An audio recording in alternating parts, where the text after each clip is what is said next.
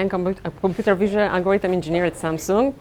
And it's like in the first grade, the teacher asked the kid some question, and she drew a sun, so I'll do the same thing here.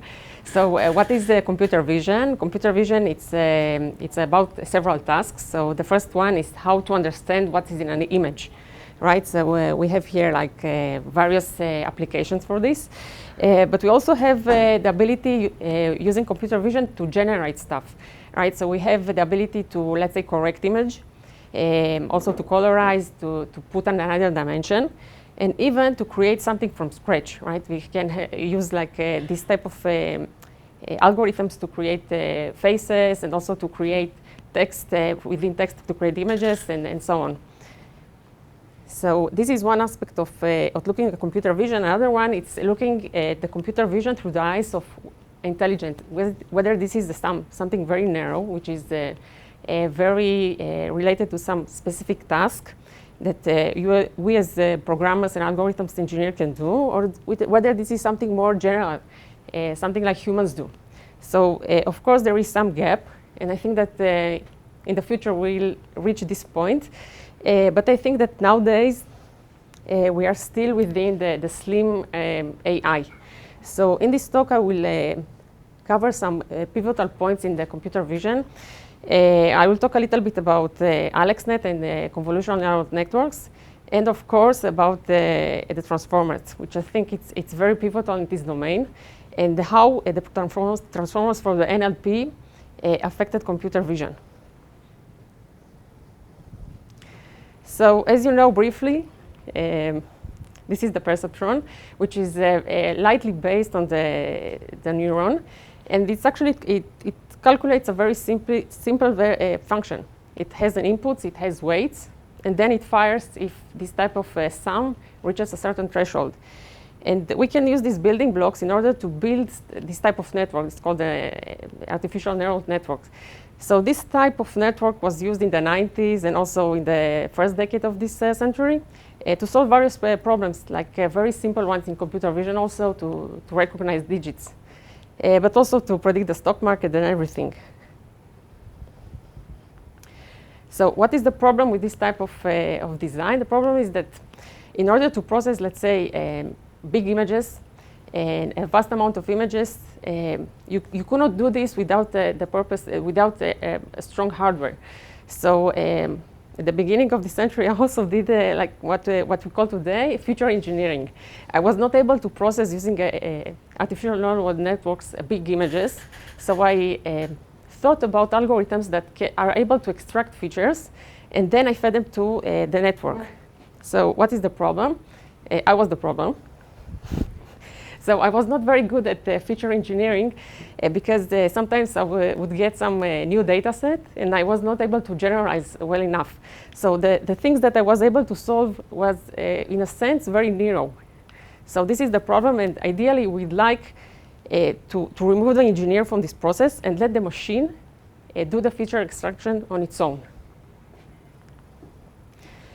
Another problem that was in this domain is that the data was not available. I was working with some data sets which were small, and other lab was working with data sets that were small, and there was no sharing and no collaboration, right? Everybody had its own proprietary data. And it was hard to make some advances in this domain because nobody shared, and we didn't have enough data to process it. So I think that one of the amazing things that happened in this domain, it's with the publication of ImageNet, which is a huge data set for the task of image classification. And I think that image classification, it's a very fundamental task because you let the computers understand what's in an image. It's like almost like real intelligence. So let's see. In 2010, what the human did, so it had like a very high accuracy and the machine not.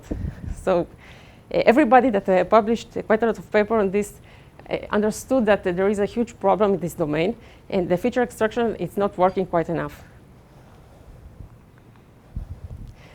So it's interesting that the solution to this, which was applied later in AlexNet, came in '98 from Jan LeCun, and he actually did solve the problem but the problem is that he did not have the data, right? So the technology was there, but there was no computers to process this and no data. So actually what he did, he let's say invented a convolutional neural network in which you can take an image and use a filter. This filter is like very small, it's like 3 by 3, and you can pass with this filter the entire image and calculate this multiplication with the filter and the image and create features. So this is like an image of a feature map. And then you can use multiple kernels to calculate this type of feature maps. And this is what we call a layer. So what happened in AlexLet is it's actually, in this paper, we take an old concept and we apply it to a new data set. And we have magic. The improvement on image classification was huge. And this started like a huge golden age of computer vision. We can see here the number of publications in the CVPR, which is the leading conference in the domain, and the amount of architectures that are published in order to solve the classification image. And you can see here that a lot of work published, and they created lots of important backbones that we are currently using. So a little bit about the backbones and heads and what it's all about. So as you can see here in this diagram, the backbone actually, its job is to do the feature extraction. And we have here a head, which takes these features that previously I did them. And then it tries using with this feature to classify or to achieve some task.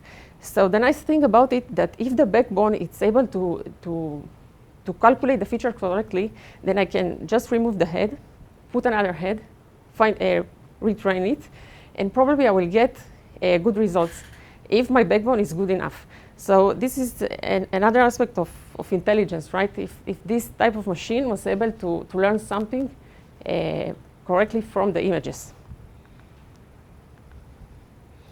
So I will show here like very nice works that I found that were published last year, which are Cnnbased.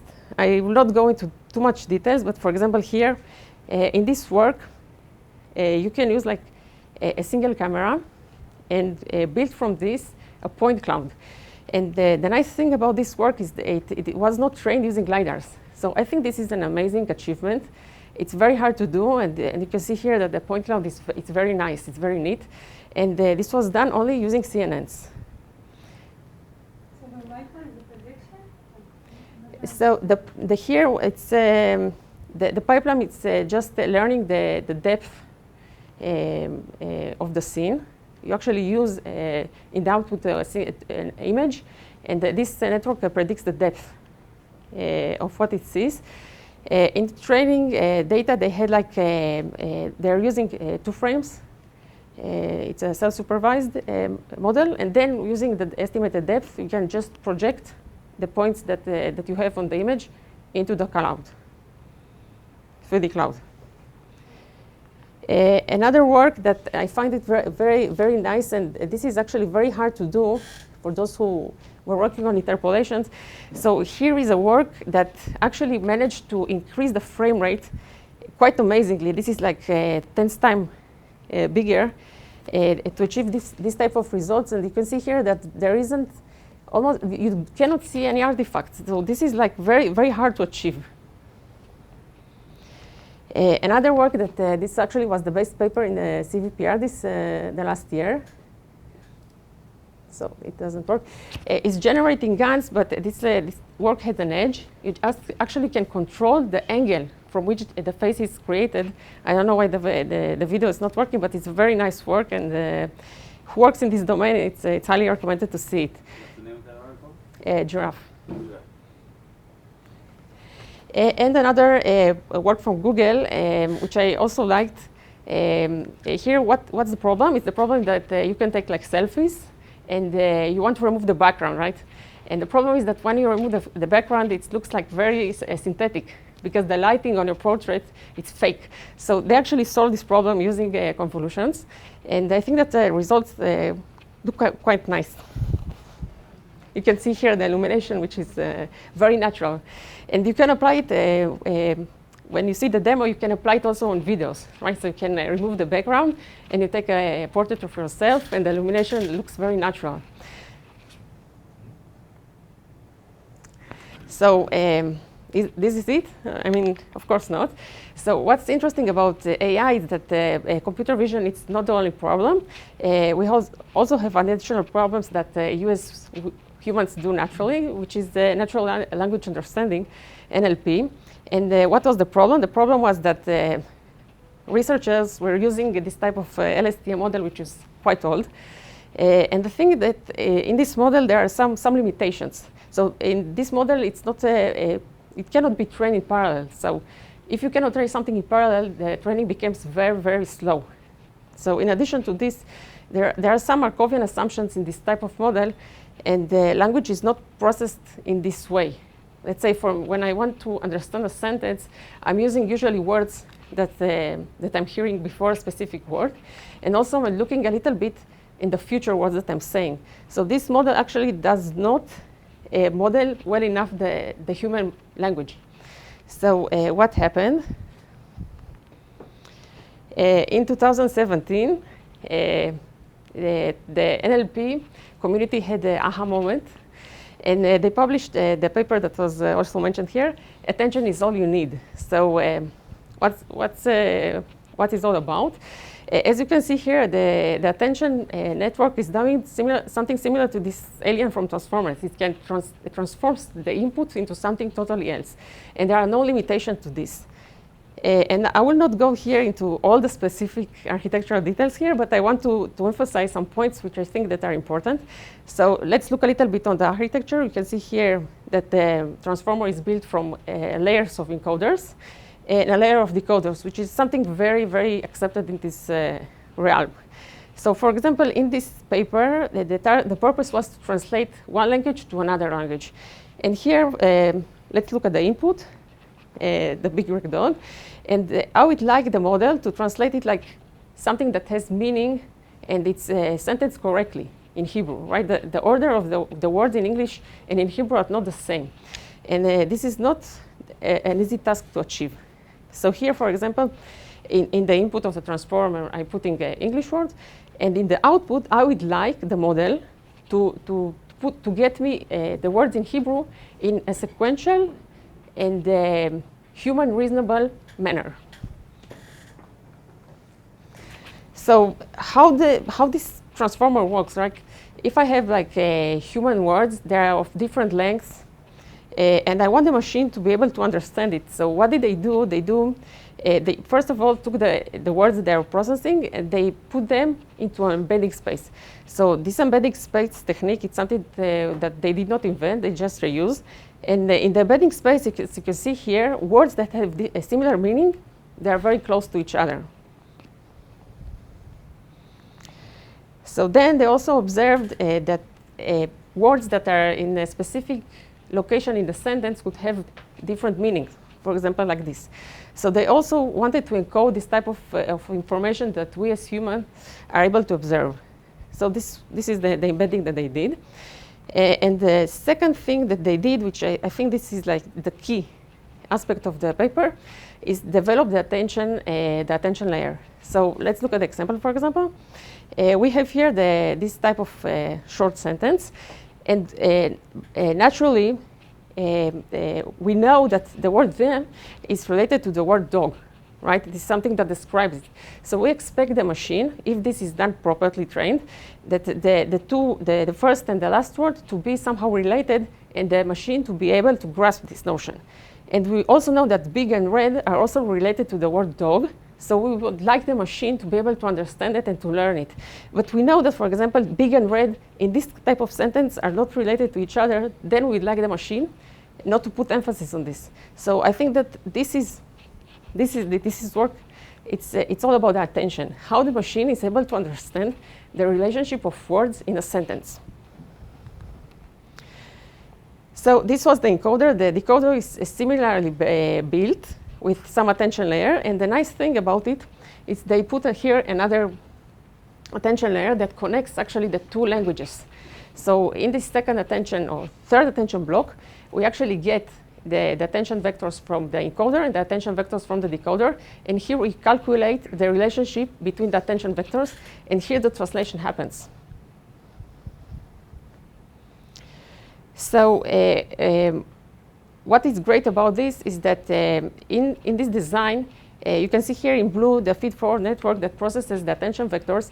In this feed-forward loop layer, all the attention vectors could be calculated in parallel. So here we introduce the ability of GPUs and other hardware, which allows training in parallel this model, which can save a lot of time. And also, the build-up on the architecture of this model enables processing language like in a more natural way, because you can see the entire sentence and words in parallel. So why I'm talking about NLP? So the thing is that in computer vision, you can look at images like a sequence of pixels, right? So the question is whether if we apply transformers to an image, whether we can achieve even better results than when we apply CNNs. So this is the invention, the image transformer. And after the publication of the original NLP paper, some groups tried to do this, not successfully. But then this paper came up. And the publication date, it's from this year, but actually the paper itself was released, I think, 1.5 years ago, made public anonymously. But we all know who did it because of the huge amount of computation and data. So what actually they did, it was taking the original image and split it into patches, very small patches. And then they used like a very linear transformation to actually achieve the previous encoding that I was mentioning earlier. Of course, they added the positional embedding, so the transformer will know the information where each pixel is seated. And then they applied the transformer and achieved the state-of-the-art results. This was like the state-of-the-art results at the publication time. Today, there is even a better result using transformers. But what is the problem here? The problem here is that when you take this type of embedding and you do not use any convolutions, then the transformer sees the entire patch. Every time he sees the patches, he sees this information using a large field of view, and he's not able to focus, right? So in addition to know what to look, he needs to understand what it's looking and where it's looking. So when you use the convolutional neural networks, the convolutions does this for you, because in the beginning you're using very small kernels with a very small limited field of view, and then you increase the field of view. Here you do not have such assumptions. So how did they manage to use the transformer and achieve great results? With a lot of data. So here, as you can see, they used in the training dataset 300 million images, which were classified. So this is not something which is feasible for a small company, or even a big company if you don't have the resources. So it's quite challenging, but the nice thing is that a later work was published on Facebook. And this is the acceptance here in the conference, but it was actually published in the end of 2019. And they did something very nice. They used the concept of distillation to put the input to the transformer. And they managed to achieve comparable results with only 1.2 million images. So I think it's amazing. And since this eruption of transformers, a lot of groups are using this technology to achieve state-of-the-art results in various computer vision problems. So is this the end of CNNs? As I mentioned, transformers need a lot of data, right? So if you need a lot of data, then you need a lot of computations. So it's not that easy to get some images and to process them, because it costs you. So I think that from the most papers that I've seen in 2021, they use a hybrid approach in which this type of encoding here, as you can see here, it's actually not done using a linear operator. It's done by getting some features from the backbone and then using them as the embedding. And this is the fashion. I don't know what happened in 1 year, 2 years. Maybe we'll get rid of CNN eventually altogether. Okay, so we discussed about NLPs and we discussed about computer vision, but what is the next step in AI? Because I think that one of the direction is to get to the ability to have general AI abilities. So I think that one of the trends this year and the last year was to achieve multimodal abilities, because now we can understand also the language and the image. And for example, there are many applications that need this type of abilities. Let's say if I want to retrieve an image from a database using text, or I want to have a question and to ask the computer something about the image that I'm seeing, to rationalize it, or to understand it better. But I want it in text format. So Facebook also published this paper, which is a little bit old, but I think that it's like a pivotal paper. And what they did, they also applied transformers. And the nice thing, the technological thing about it, it's that they understood that if you have self-attention in NLP and self-attention in computer vision, you can just create layers of co-attention to relate the information of both channels. And I think this is something that we as humans do all the time. Like we are general AI purpose machines. I will show you a last example of multimodality. I think this is amazing. It's amazing work. Who knows about it?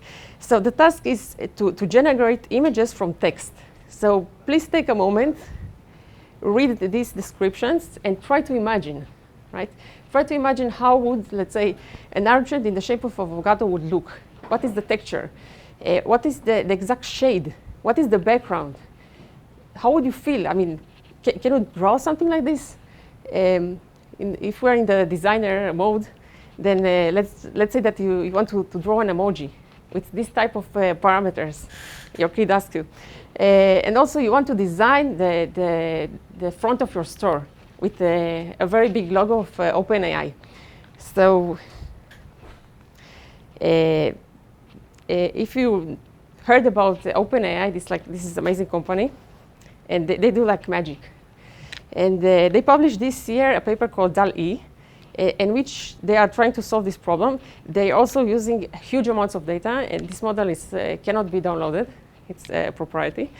And they came up with this. So I'm not able to design any of this. I didn't think about any of them. The best drawing I think that I could have done is like this. But I think I will stick with engineering. And this is like amazing designs that the computer suggests you. It's like full of imagination. And I think it's like a marvelous achievement. It's one of the best things that I've seen this year. And this is done, of course, with transformers. So let's look about slim AI and versus the general AI. So where are we standing? So one of the critiques about the condition of today's AI is that the models are not actually learning. There is no cognition here. The models are just memorizing a lot of data, and they're looking for patterns, right? And the thing is that if a machine is looking also only for specific patterns, that it's quite sensitive to attacks. So there is a huge amount of papers that are dealing with how to attack this type of models, because it's not real understanding of the surrounding at what you see in the image. Another criticism about the condition of today is that because of our computational limitations and data limitations, all our models almost do a single tasks. They predict depth, they do detection, segmentation. However, this year the condition is much better. And of course, there is the human element here. Everything needs data that is prepared by humans in a way. And so there is also some sort of supervision, although there are models that can be self-supervised, or there's reinforcement learning and such on. And also even the transformer or the CNN, it's something which is designed by humans. So we need to remove ourselves from this realm in order to achieve, I think, general AI abilities. And eventually, I think that there is one major point here that I think it's very inefficient. It costs a lot of money because we are limited to this, is that we need these models to have a lot of data to train on. I think this is one of the weaknesses. And also because of this, the training becomes highly computational expensive. So I think there are some gaps in it, but I believe that we can bridge those and eventually reach general AI abilities, even in this century.